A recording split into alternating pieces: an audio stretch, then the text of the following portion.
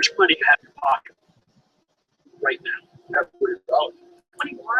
Could something that small make an impact on something as big as your retirement?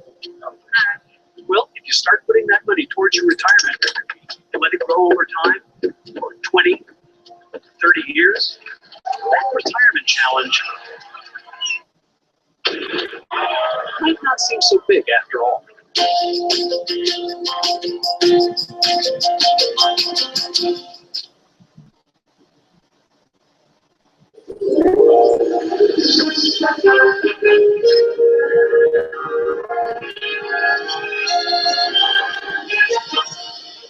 A community grieves and cries for justice reverberate as a man said to have white supremacist motives is charged in the shooting of 9 churchgoers in Charleston, South Carolina. Good evening, I'm Judy Woodruff.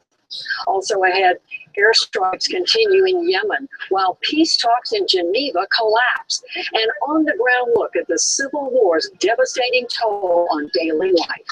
Survival is now the priority. In addition to airstrikes, Saudi Arabia has imposed a blockade on the country, and supplies are running desperately short.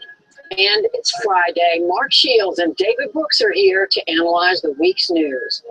Plus, our Cuban evolution series continues, an organic food revolution that took root out of necessity, and what the U.S. can learn from their struggle to make the most of every resource. I don't know what will happen if the American agriculture companies get in here and are able to sell their products, if it's going to continue like this organic model, or if it's going to look a lot more like what we see in the U.S.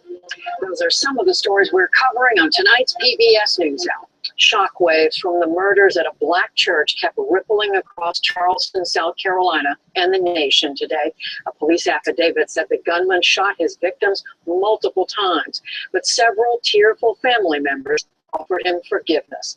Hari Srinivasan has our report. All through the day, a memorial of flowers, balloons, and notes kept growing outside Emmanuel African Methodist Episcopal Church. People streamed to the site, popularly known as Mother Emanuel, most of them still shaken by Tuesday night's mass shooting. The oldest lady who got killed in this church was my mama's girlfriend. It was on the choir together. This hurt a lot because this is the family church. And Charleston's mayor of 40 years, Joseph Riley, was also there, condemning killing and defending his city. This fateful person came to this community with some crazy idea he would be able to divide, and all he did was make us more united and love each other even more. The city plans a vigil tonight for the victims. In all, 9 people died in the attack, among them the church's minister Clemente Pinckney, who was also a state senator. The accused gunman, 21-year-old Dylan Roof, was caught yesterday in Shelby, North Carolina, more than 200 miles away, and flown back to Charleston. He appeared today via video link at a bond hearing on 9 counts of murder and weapons charges. Some of the victims' relatives appearing off camera made tearful statements of grief and forgiveness. You took something very precious away from me. I would never talk to her ever again. I would never be able to hold her again. But I forgive you. And have mercy on your soul. You hurt me. You hurt a lot of people. But God forgive you. And I forgive you. Roof said little and was ordered held on $1 million bond. Afterwards, solicitor Scarlett Wilson promised a vigorous prosecution. My mission is to bring justice for this community, and especially for the victims in this case, and we will do it efficiently and effectively, and we'll do it behind the scenes so that we can be successful. It was widely reported that Roof confessed to the shootings and that he'd hoped to trigger a race war. A one-time friend, Joey Meek, says he talked to Roof just recently. It was a race thing because he told me that it was that the black people were taking over the country, and that he wanted it to be segregation, that white on black, or white with the white and the black with the black. Even so, South Carolina Senator Lindsey Graham, the Republican presidential candidate, joined visitors to the church, still struggling to understand. Crazy people abound, and that's what this guy was. Crazy guy, not in terms of being mean and incompetent, but just being mean and hateful and crazy. I can't explain it. There's just no way I can explain what would motivate a person to do this. Whatever the explanation, South Carolina Governor Nikki Haley told NBC today, there's only one way the case can end. These are 9 families that are struggling. This is a state that is hurt by the fact that 9 people innocently were killed. We absolutely will want him to have the death penalty. Far from Charleston, the tragedy sparked an outpouring of sympathy and cries for action from around the country. In Philadelphia last night, Christians, Jews, and Muslims joined for an interfaith service. To me, it's a senseless crime that needs to end. At this point, this has to end. We need to take this as a clue to more in love in our community and less in hate, but not just to sit idly by on the sideline and just be sad about it. Even comedian and Daily Show host Jon Stewart pushed jokes aside. I honestly have nothing other than just sadness, once again, that we have to peer into the abyss of the depraved violence that we do to each other and the nexus of a just gaping racial wound that will not heal, yet we pretend doesn't exist. Back in South Carolina today, the NAACP called for the Confederate flag to be removed from the state capitol grounds in Columbia, a long-standing issue in the state. For PBS NewsHour, I'm Hari Srinivasan. President Obama tweeted today that the decency and goodness of the American people shines through in the victims' families. And later he said he has faith the nation will, quote, eventually do the right thing and pass gun control legislation. In the day's other news, prosecutors in the 2012 Colorado mass shooting case wrapped up 8 weeks of testimony against James Holmes. He is charged with killing 12 people and wounding 70 at a midnight movie showing. He's pleaded not guilty by reason of insanity. The defense case begins next Thursday. Medium and heavy-duty trucks will have to get more fuel efficient and cut carbon dioxide emissions further under new rules proposed by the Obama administration. The Environmental Protection Agency made the new regulations public today. They call for a 24% cut in emissions for trucks, buses, tractor trailers, and vans by 2027. Those vehicles account for 1/5 of U.S. greenhouse gas emissions. Acts of terror spiked last year as Islamist militants stepped up their deadly campaigns. The State Department says it shot up 35%, led by a spurt of violence in Iraq, Afghanistan, and Nigeria. Deaths from such attacks rose roughly 80% to almost 33,000. But the department's coordinator for counterterrorism said today that does not mean U.S. policies have failed. It's one way, but not the sole way of addressing the effectiveness of our efforts. You know, I think by any standard that we set, you can look at that, you can say that we have made progress. Have we done everything that can be done in order to push back on, these groups? Clearly not. The report cites the Islamic State group in Iraq and Syria and Boko Haram in Nigeria as the main forces driving terror attacks. Greece edged ever closer to default today with still no sign of any deal for a new bailout. Eurozone leaders now plan an emergency summit on Monday in a bid to break the deadlock. Meanwhile, Greek banks are hemorrhaging cash. Paul Mason of Independent Television News filed this report. The Greek banking system made it through to closing time on Friday just. The banks got a reported €3 billion of emergency funds from the European Central Bank this afternoon, on top of $1.1 billion on Wednesday.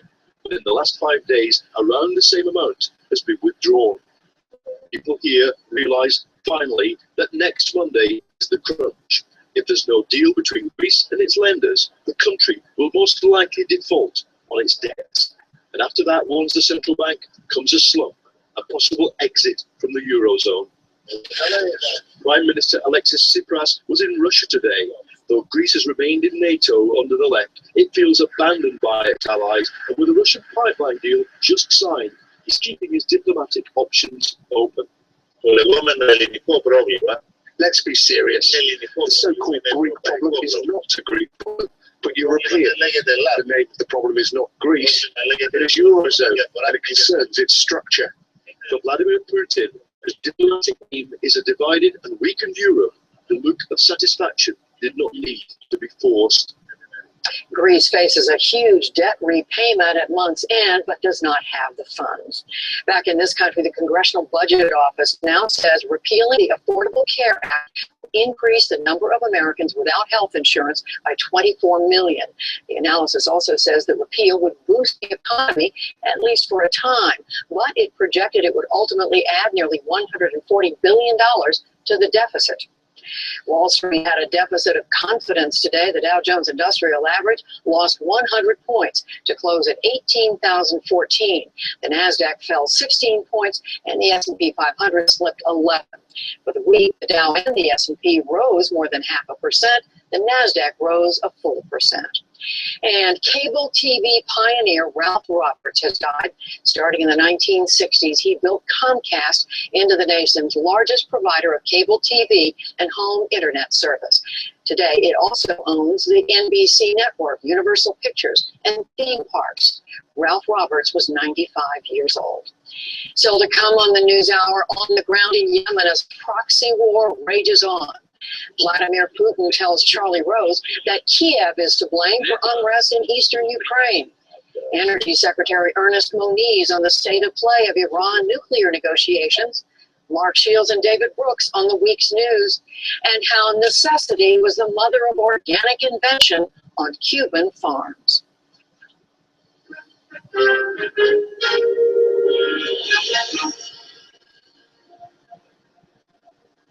Today in Geneva, Switzerland, talks ended between Yemen's exiled government and Houthi Shiite rebels who control that country's capital. The negotiations failed to reach even a temporary ceasefire. Tonight, we take a close look at the personal cost of the conflict, but first, a bit of background. The latest turmoil can be traced back 4 years to the Arab Spring, when an uprising ultimately led to the ousting of then-President Ali Abdullah Saleh. Earlier this year, Houthi rebels, with the help of soldiers still loyal to the former leader, forced Yemen's current president, Abd Rabbu Mansour Hadi, into exile. That sparked an international military response led by Saudi Arabia. The subsequent fighting has killed more than 1,000 civilians and displaced more than 1 million. NewsHour special correspondent Jane Ferguson traveled to Yemen to see firsthand what life is like in rebel-controlled territory.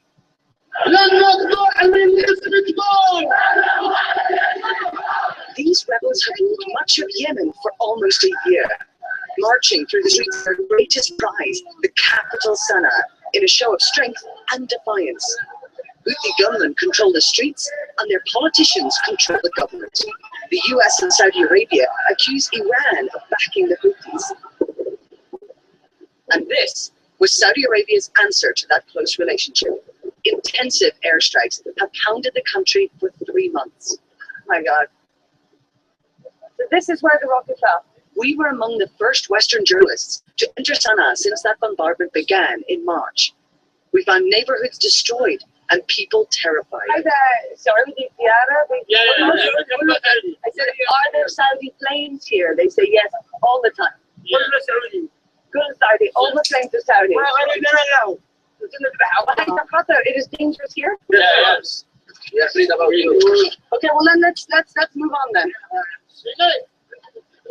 Survival is now the priority.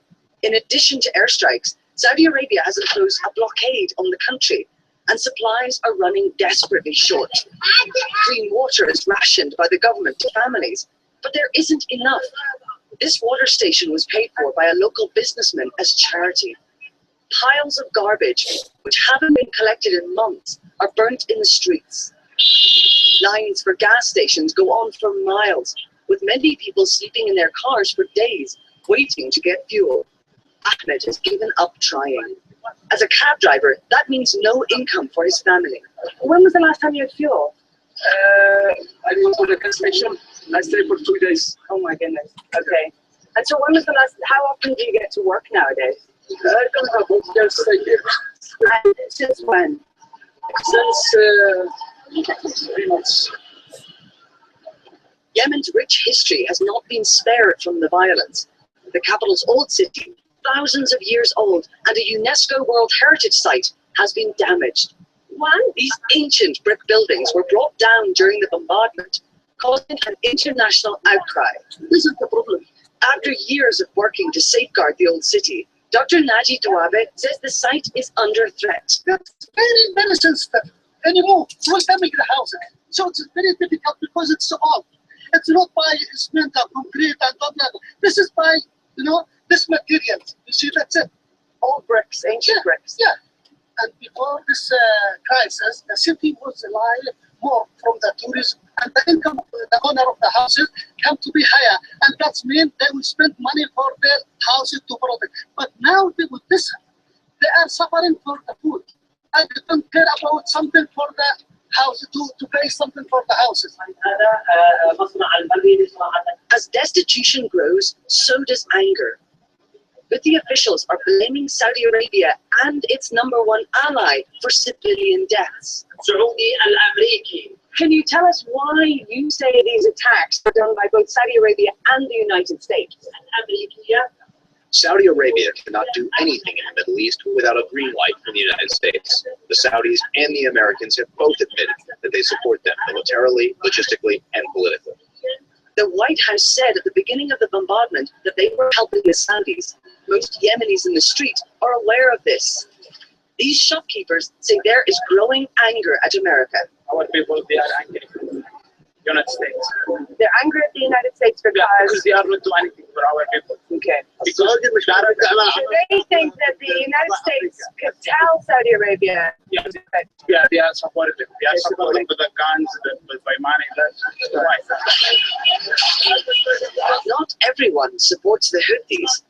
Those who hope the exiled President Hadi will return are either too frightened to speak or have left the city. The Houthis are accused of arresting and jailing people opposed to them.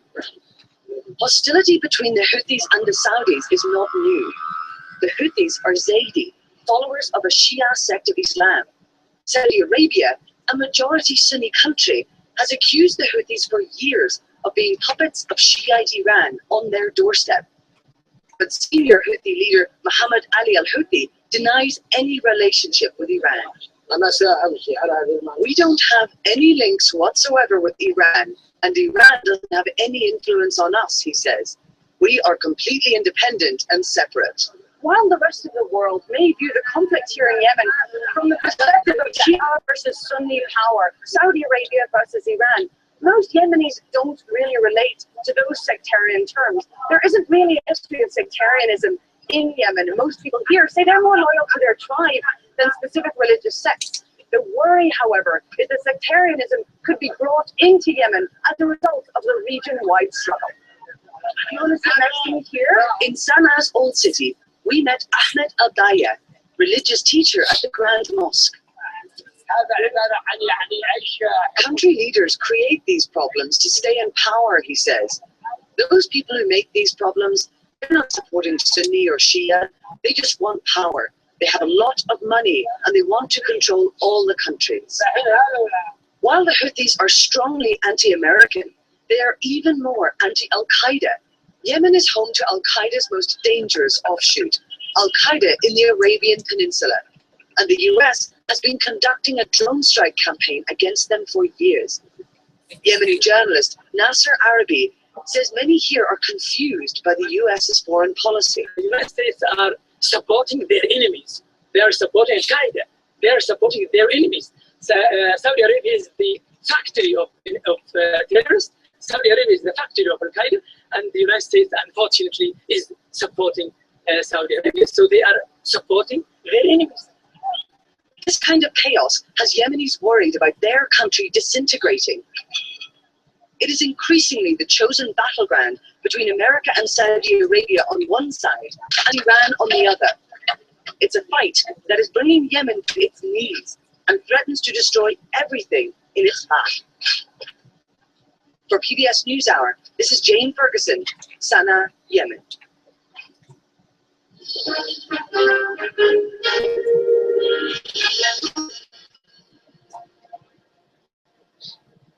Russia's President Vladimir Putin today blamed NATO ambitions to expand and the United States for fanning the flames of conflict in Ukraine. He did that at an international economic conference held in St. Petersburg. Part of the program featured an interview with Putin by PBS's own Charlie Rose. And seated in front of an audience of business people, political leaders, and journalists, the Russian president blamed the West for the conflict in Ukraine. Help us understand, as you see it, where are we? How do we get there? And where do we go from here? Why is there a crisis in Ukraine? I was quite confident that after the bipolar system went into oblivion after the collapse of the Soviet Union, certain Western partners of ours, particularly the United States, were in a kind of euphoria. And instead of trying to create a new situation, good neighborly partner relations, they started to explore new free geopolitical spaces, well, free in their view. And that's why we were witnessing the expansion of NATO eastward. I spoke to Charlie Rose immediately following his question and answer session with President Putin. Charlie, you pressed him about what he thinks Ukraine needs to do to defuse the situation. What did he say? Well, he said they need to talk to the people in Kiev need to talk to the separatists.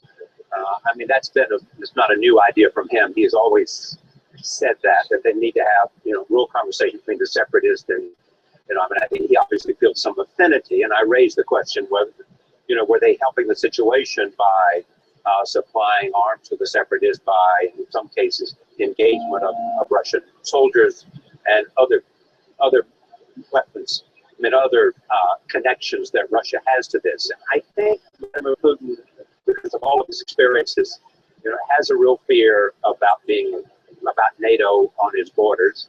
He's always had that. They had that with respect to Georgia and with respect to Ukraine. I think he probably worries that if the government in Ukraine was leaning east, leaning to the west, it might one more time entertain the idea of NATO membership, which he really, that's probably the thing that he dislikes the most. I think the headline from this, he really believes that the United States and Russia should be talking, that they ought to be having a dialogue about Ukraine and other issues. And what did he say about that? You asked him about the increasing tension and the relationship between the West and Russia. What did he say about that? Most of his animus is towards the government in Kiev. As you know, in previous times, he has said that he thinks that the demonstration that overthrew the president of Ukraine and who fled to Russia was sponsored in part by the United States and the West, the US CIA. I think that most people believe that Russia, because of it has regained some of its military strength, and they do rattle the saber a bit. It wants to be a player. They want to be respected, which I raised with him. And he, in a sense, said, well, we are respected. Everybody wants to be respected. But there's deep within him the sense that, after the collapse in '91, Russia wants to regain its status as a big-time player in the world. Would you say that being respected or not being respected is a new concern, is a new posture on his part? The fact that he did say it the way he did suggests that he thinks about it. I think that pride for him and for other people, Russia was a superpower. And then with the collapse of the Soviet Union, all of a sudden they were not a superpower. In fact, their economy was in terrible shape, and they had a whole range of cataclysmic changes in their economy and state ownership, and all kinds of oligarchs came forward. And Russia has been trying to recapture some of its global presence. He cares about borders, he cares about respect, and he cares about conversation. He wants to be talked to. He wants to be considered a primary player.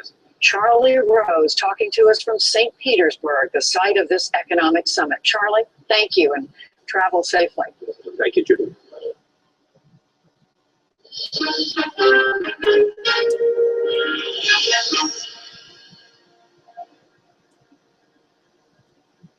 Negotiations over Iran's nuclear program are coming down to the wire, with unresolved issues still hanging over the process.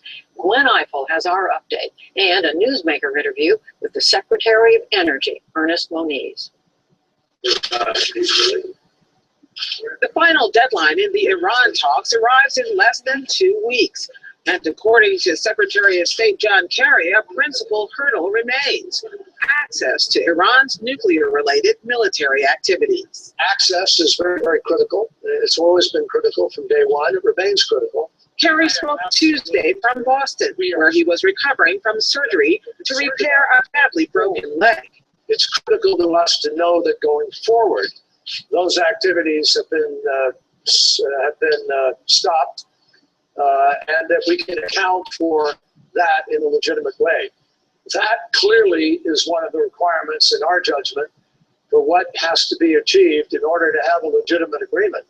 Negotiations have continued since a political framework was agreed upon in early April. Interpretations of that deal diverged sharply between the Iranians and the so-called P5+1, the US, United Kingdom, France, Russia, China, plus Germany. But Tehran has staked out a firm position against allowing inspections of its military sites or interviews with its nuclear scientists, beginning with the supreme leader. We have said that we will not allow any inspection of military centers by any foreigners to take place. They say we should let them interview our nuclear scientists. I will not allow this. Last Saturday, Iran's President Hassan Rouhani, who is subordinate to the supreme leader, said the negotiating process runs the risk of falling apart. If the other side can honor the previously reached framework instead of incessantly posing new demands, I think we can achieve a deal. But if the negotiation is turned into an endless bargaining, this will be very likely to postpone the negotiation progress. The American point man on the nuclear science involved is Energy Secretary Ernest Moniz. He's a trained physicist who's been deeply involved in the negotiations process as it hurdles toward the June 30th deadline. I spoke with him yesterday. Secretary Moniz, thank you for joining us. So we know about this June 30th deadline that we're not building up to. Is it a real deadline? Well, we certainly want to meet June 30th. We have lots of reasons to do so, including, of course, our subsequent interactions with the Congress, reporting to them. So we're pushing hard. We've had 6 technical meetings since Lausanne. We've had several political level meetings. Secretary Kerry and I were in Geneva a couple of weeks ago, just prior to his unfortunate bike accident, and we expect that we'll be back soon to try to finish the deal. But what's the deal? Is it a deal to get a deal, or is it a deal to actually button this whole thing up? Oh no, we are aiming to complete the deal, to see to it that we and our partners, the P5+1, will have a deal where we will have confidence that Iran's program is peaceful. We will have the ability to determine quickly if it is not, and then take proper responses. Let's walk through some of the outstanding issues, because they are not minor ones. For instance, assertions that Iran is secretly still trying to work on its nuclear program. Any sense of that? Well, first of all, transparency and verification is the basis, really, of the entire agreement. So we have already agreed to some extraordinary measures, including insight into what is called the entire supply chain for uranium up through enrichment. We'll have that kind of access for a long time. So I think we will have extraordinary verification measures, and that is what ultimately will be the basis of shutting off any option for a covert attempt at a weapon. The supreme leader of Iran has said, for instance, that your goal is to allow full and fair free inspections of things like military sites. And he has said, no, that's not going to happen. He said, no, you're not going to interview our military scientists. How do you cope with that? How do you get over that hump? Clearly, we need to have the verification that I just described. With regard to scientists, Another part of the nuclear dimensions of this deal must be to resolve the questions of so-called PMD, possible military dimensions, and their access to interviews by the IAEA, not by us, but by the IAEA, would be essential of access to individuals and to sites. Is it a deal breaker, as they keep saying now? Absolutely. The way I look at this agreement is it will be a chance over a long period of time for Iran to demonstrate that certainly going forward, its intentions will be entirely peaceful. Many members of Congress are cynical about the idea of even suggesting that sanctions be eased with the assumption that Iran keeps these promises, even if they make them. What are you saying to members of Congress at this point? The best offense that we have, if you like, is a really good deal. And since Lausanne, we have spent a lot of time explaining the technical dimensions that were agreed upon. I think there's been general surprise, in a pleasant sense, from Congress and from others at the specificity of what we managed to negotiate up to Lausanne. Still some tough issues. For example, the exact phasing of how sanctions are relieved in return for Iran's meeting its obligations on the nuclear parameters. Be honest, that's part of what we still have to kind of nail down over the next 2 weeks. And also the IAEA, which you mentioned shortly ago, put out a report not long ago saying that Iran's stockpile of nuclear weapons material is increasing, not decreasing. That doesn't seem to, doesn't seem like it's aimed at restoring the faith of members of Congress who don't think this is a credible deal. I think we've explained that completely, and frankly, there's no news there. The IAEA has confirmed that Iran has met all of its obligations under this temporary agreement.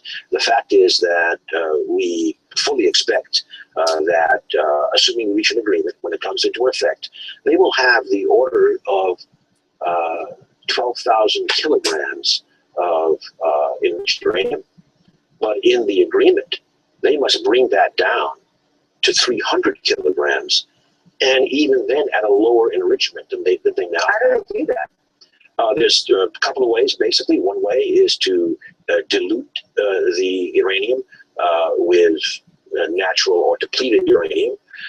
And the other way, frankly, a simpler way, in my view, is to send it out of the country. You are a physicist. You're not a politician, necessarily, even though you play politics on TV sometimes.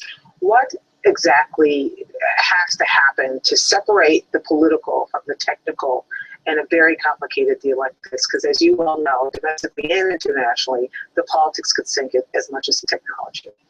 Well, first of all, there are some very high-level issues which the president has resolved. For example, the decision to seek an agreement that specifically addresses the nuclear weapon issue.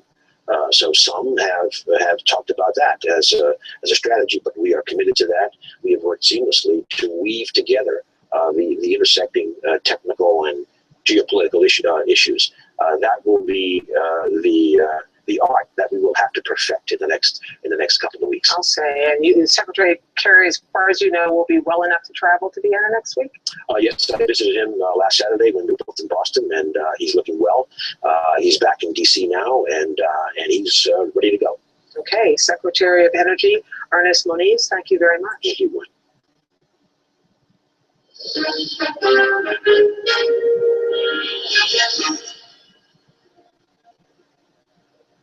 Race relations return to the forefront after deadly violence in South Carolina. The head of the Catholic Church takes a stance on climate change, and 2 more candidates leap into the race for 2016. For all that and more, we turn to the analysis of Shields and Brooks. That is syndicated columnist Mark Shields and New York Times columnist David Brooks. Welcome, gentlemen.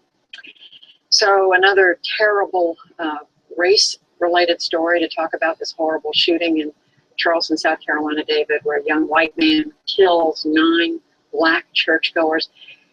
What are we left with? I mean, is this an isolated, do we think of this as an isolated incident, a racist young man, or is it the whole country need to do some soul searching? Yeah, first, we should mention that, the uplifting part of the story, of the terrible story, is what happened today in the courtroom.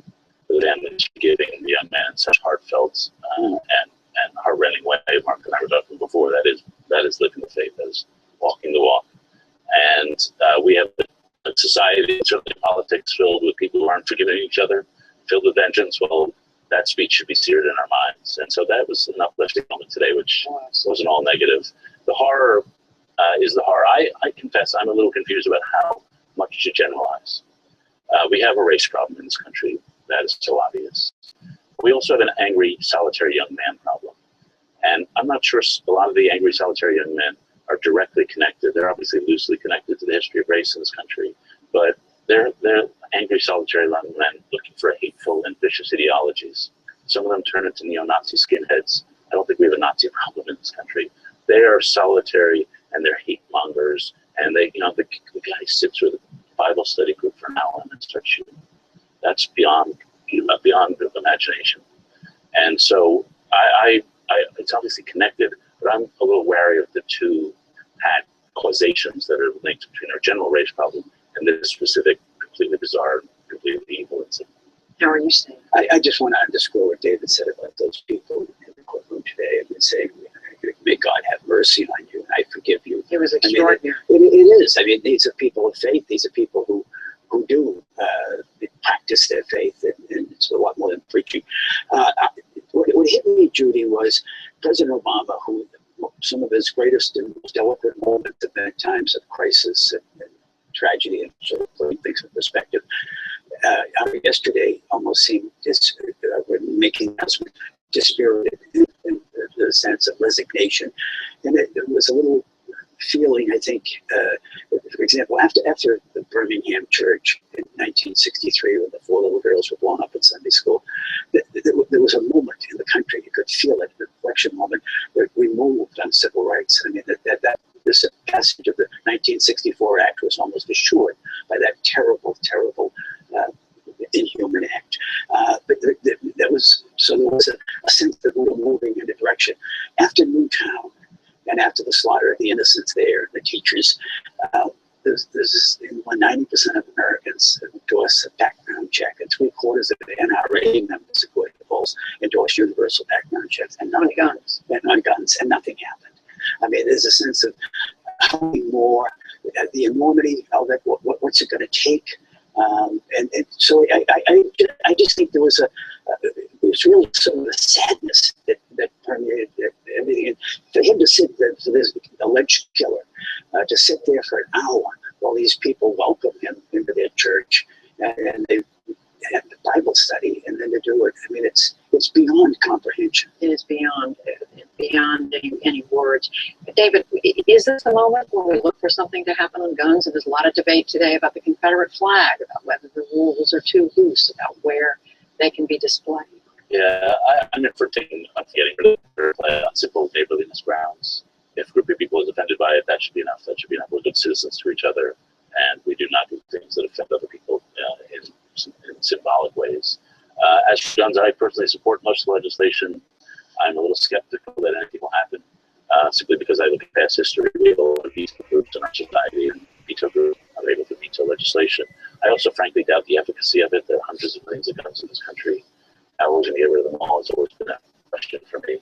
I do think something can be done with as neighbors in this communities, when we should become more alert to these solitary young men. There are a certain number of young men who in their late teens are drifting out of society, and somebody must be noticing them.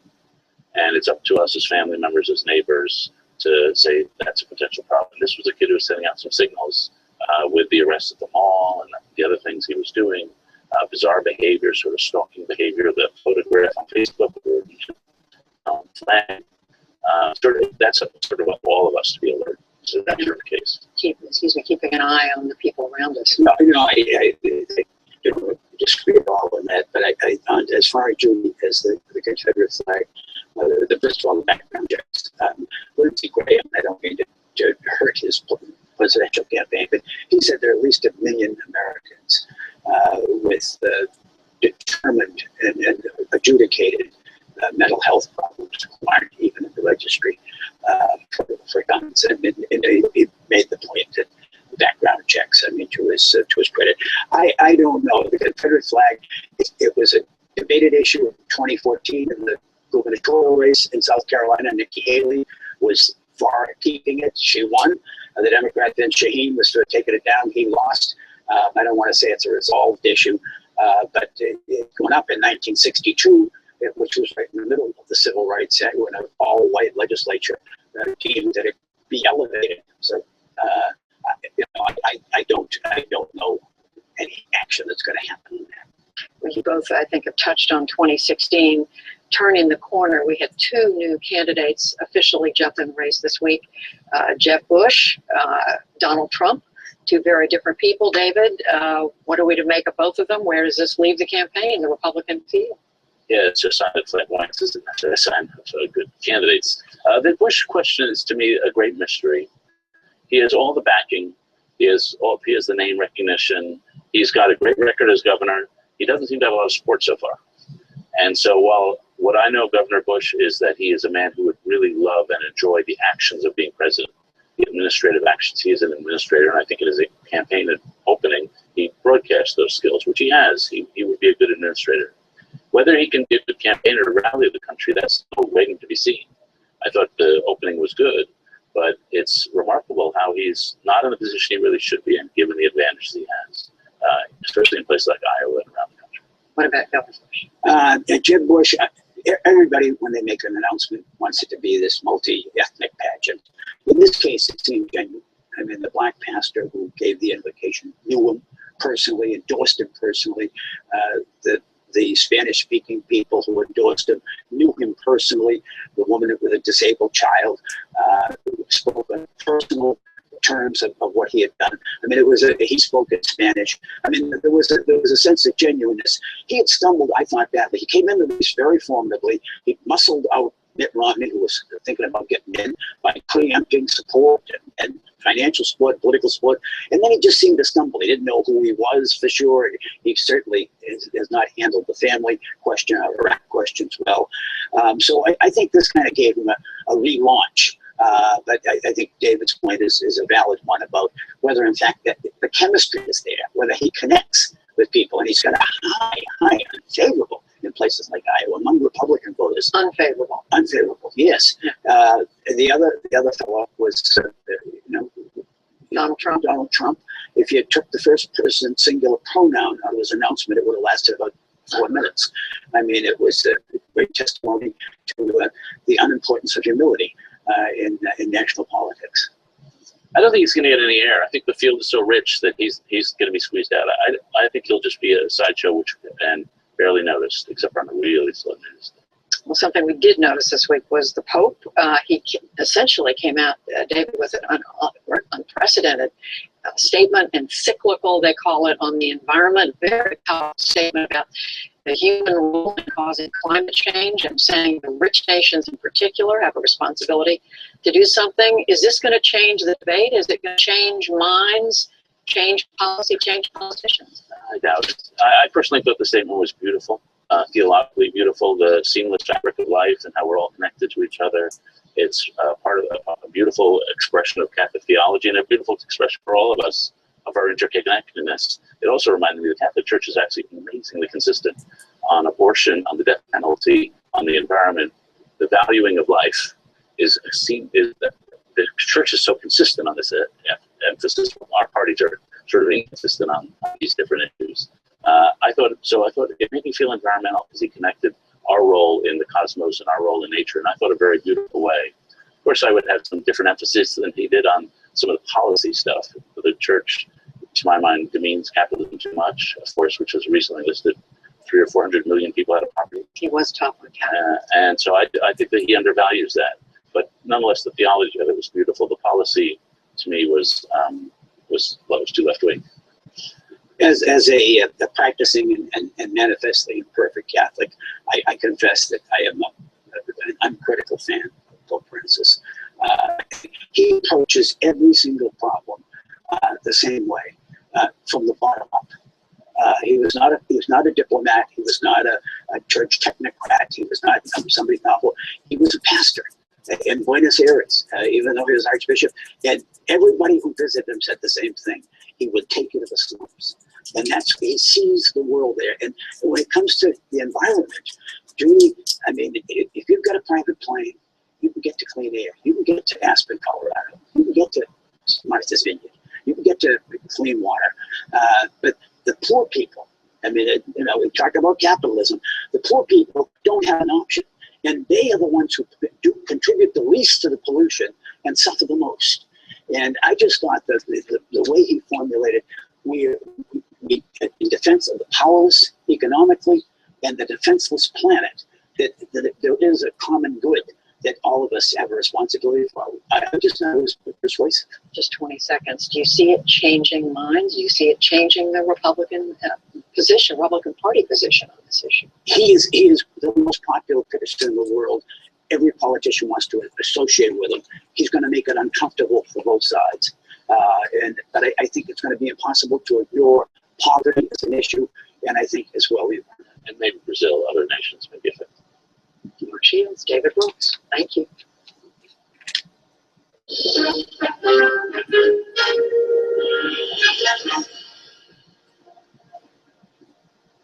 Now, the conclusion to our series on Cuba. All week long, we've showed you ways in which that country is dealing with significant shifts in business, arts, culture, and society. Tonight, Jeffrey Brown reports about an industry where Cuba has been a leader, organic farming. Its growth was born out of necessity, but now its approach is attracting attention in the U.S. and other places. It's part of our stories on the Cuban evolution. In Cuba and now beyond, Miguel Salcinas is recognized as a pioneer of organic farming. He's a founder of Vivero Alamar Farm, 27 acres on Havana's outskirts, a small parcel of land, but one that produces food for 80,000 residents in the surrounding community. When Salcinas talks of a revolution, it's not the one Fidel Castro led in the 1950s. The country has had a green revolution in farming since the use of chemical fertilizers and chemical pesticides. At Alamar, our food production is without chemicals entirely. In fact, this is one of some 10,000 urban organic farms in Cuba. It's part of a well-organized system here that's gained attention as a model for other parts of the world, and daily attracts experts and foodies. Is it biodegradable? Like this group of Americans on a recent tour. This is like in a school because people from other countries who come to Cuba and they want to learn about Cuban agriculture. They already had like students from 15 countries. But Cuba's role as a leader in organic farming didn't come from a concern over its carbon footprint or a desire to rid chemicals from everyday food. Cuba stopped using chemicals because the chemicals disappeared. The people of Cuba are living in a crisis. It began in 1991, what the government euphemistically called the special period. It's referred throughout the land as periodo especial. When the Soviet Union collapsed, Cuba lost its major supplier of fuel, fertilizer, and food. People are just fed up with periodo especial. This 1993 documentary captured the pain and chaos of those years, when it's estimated individual Cubans lost an average of 10 to 15 pounds. People queue in line for hours at a time for a few basic essentials. These people were waiting for pieces of bread. Others would stand in long lines for 2 heads of cabbage. It was a matter of urgency. It was a huge challenge since we were importing more than 80% of the food consumed by Cubans. We needed to produce our own food. Farmers were without fertilizers, pesticides, or fuel for tractors. In an effort to stave off hunger, the Cuban government gave state-owned farmland to anyone who promised to grow food. Vivero Alamar was created by people who lived in the surrounding community. Many well remember the special period. I am 56 years old. We had a rough period here in the 90s. We had needs. We were hungry, but not dying of hunger. Jason Reese, who has an organic farm in Brooklyn, New York, helped lead the tour we joined. The older people taught the younger people in that time period in the 90s how to use the traditional techniques of growing food when there was no active chemicals. What do you see when you look at this place? I see a great example of permaculture and organic farming practices. They're using a lot of interplanting and a lot of natural insecticides. They're using marigolds to attract the pollinators.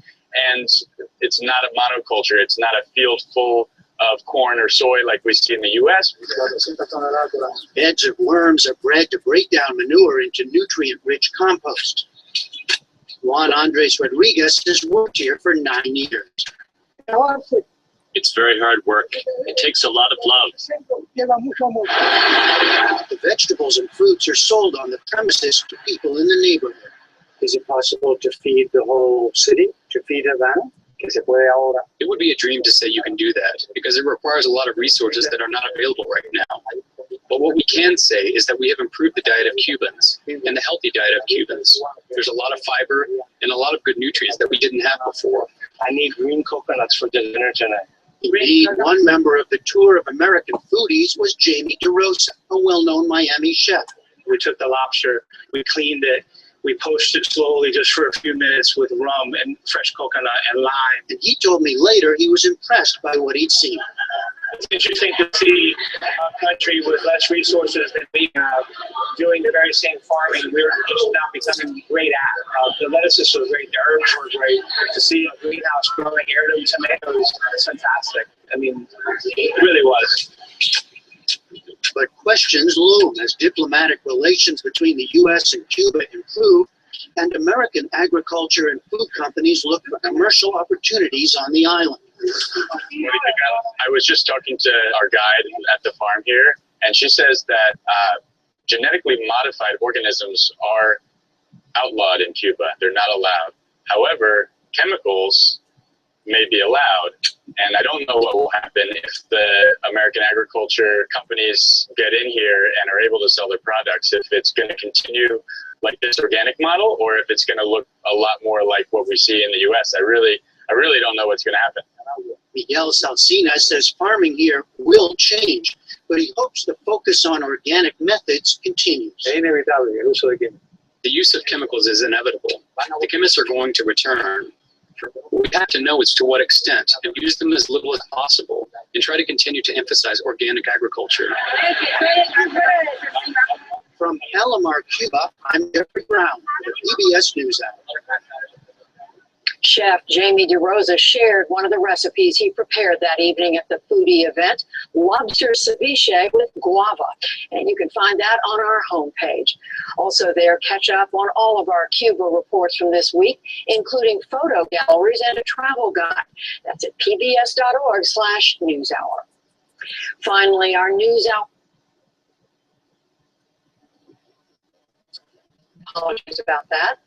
Meantime, on the NewsHour online, how do you find meaningful moments with an aging parent before it's too late? It's a question Jack Oman ponders in his latest cartoon in the series, The Care Package, that chronicles the final years he spent taking care of his own dad. You can find that on our homepage. That's at pbs.org/newshour.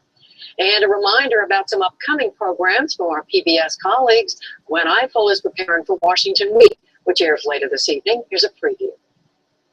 Hate crimes, drone strikes, trade policy, and presidential politics. Debates over life, death, and partisanship. We'll tackle all that tonight on Washington Week. Judy? On PBS NewsHour Weekend Saturday in Israel, a new wave of Arab lawmakers pledged to improve the social and economic conditions of Israel's Arab minority. The largest minority group in the country, Arab Israelis have few leadership roles in the country's social and government institutions, and economically, they trail far behind the Jewish majority. Nearly half of Israel's Arabs live in poverty. Guy Ben Parat studies minority issues at Israel's Ben Gurion University. There were some strides being made in recent years, and so for election laws, etc. But still, the gaps between Jews and Arabs are very, very large. They are the poorest population in Israel. But today, after Arab political parties joined forces and then won 13 of the Israeli parliament's 120 seats, a new generation of Arab lawmakers wants to change things. That's tomorrow night on PBS NewsHour Weekend. And that's a NewsHour for tonight. I'm Judy Woodruff. Have a great weekend. Thank you and good night.